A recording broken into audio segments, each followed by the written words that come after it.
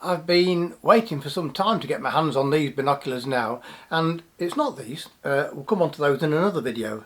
It's the Viking Otter 6x25, just 6 magnifications, but bear with me, later in the video I will tell you how these surpassed all my very high expectations.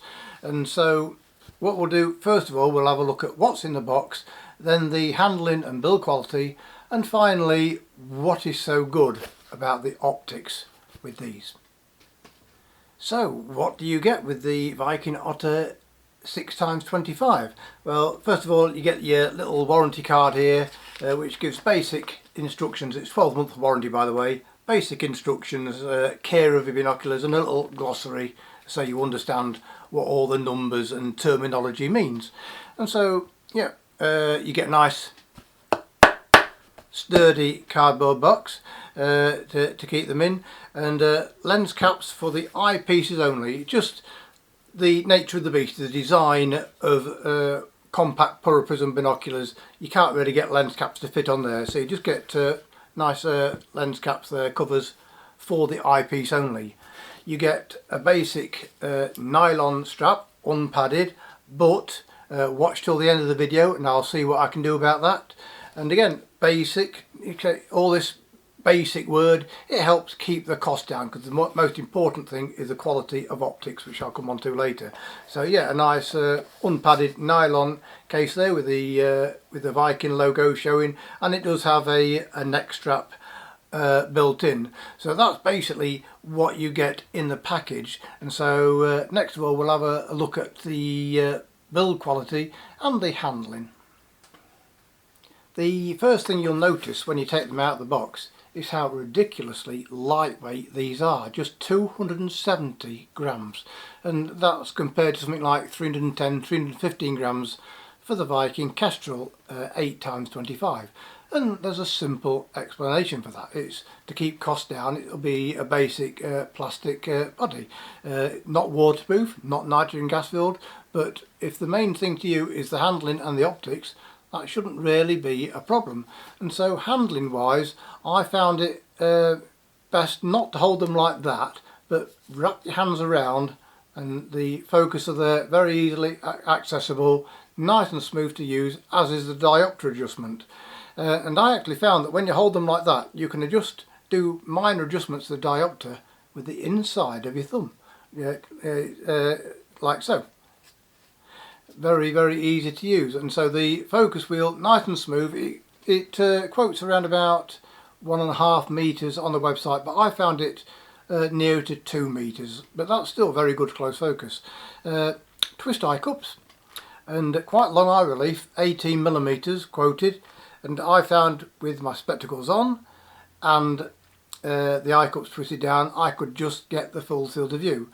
Now if you're not wearing glasses, I guess you could call it a minor gripe of mine. They should really come out maybe a couple of millimeters more, because if you then without glasses on, you put them right into the sockets of your eye, you might just see a little bit of blacking around the edges. And all you do, there's a couple of ways around that, excuse me, you either just, when you look through them, just pull them away just a couple of millimeters, or rest the eye cups on your forehead above your eyes like that, and then that is, excuse me again, set perfectly.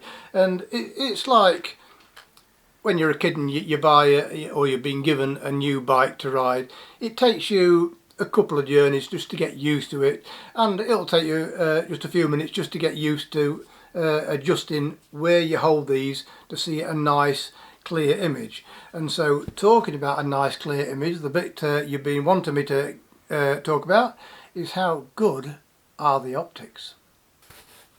These are what you call reverse prism compact binoculars, not roof prism as standard with many like the Kestrels and like the Osprey 25mm.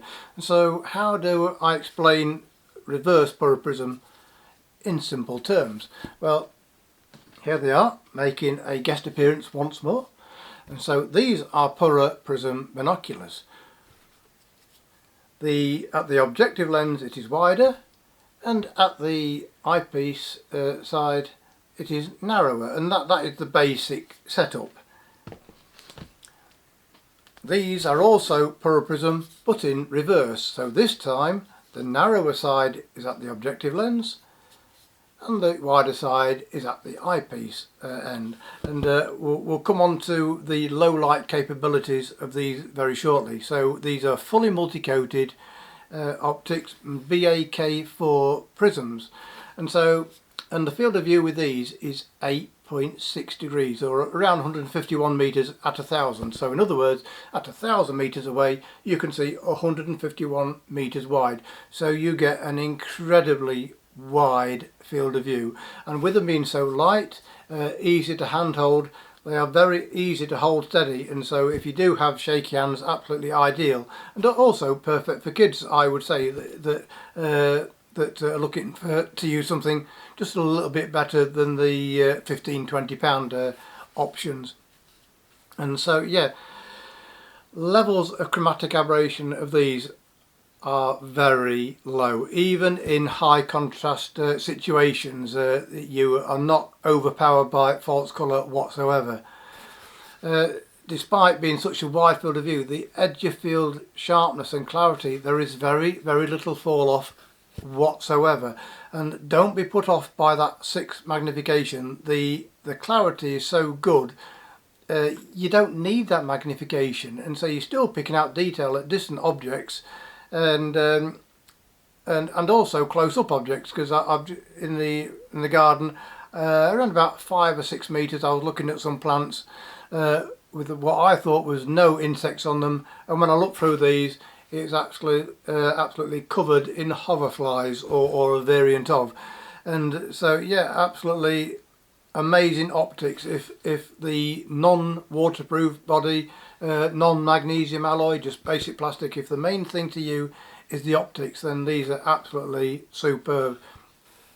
And so we've just had a big thunderstorm outside, and it was like somebody had just turned the lights off, and so I use these looking into the shadows and the trees past the back garden, and it was incredibly bright. I could pick out so much detail in the shadows. And why is that? Well, for a number of reasons really. Fully multi-coated optics, and so you want the light to go through, not to bounce back, and so multiple layers of anti-reflection coatings mean a lot of light is going through to the eye that may have bounced back and be lost.